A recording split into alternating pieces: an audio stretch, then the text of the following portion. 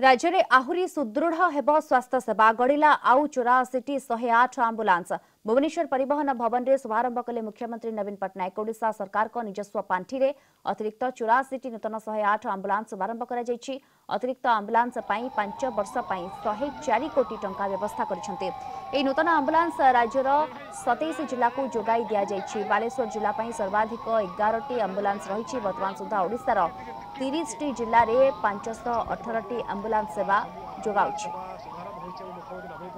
सर्वप्रथम नूतन वर्ष रे मु माननीय मुख्यमंत्री को धन्यवाद ज्ञापन करुचु जे आज ओडिशा राज्यवासी 84टी जो जरूरी व्यवस्था जोगाई देले एवं आपण जानते राज्य में 108 जरूरीकालीन आंबुलांस सेवा 5/3/2013 रु मागणा आरंभ होता। वर्तमान सुधा 518 आंबुलांस सारा राज्य में मागणा सेवा जोगाई दिया एवं यही 518 आंबुलांस मध्य 456टी मौलिक जीवन रक्षा सेवा बीएलएस एवं 56टी एएलएस और 6 गोटी बोट आंबुलांस अंतर्भुक्त अटे।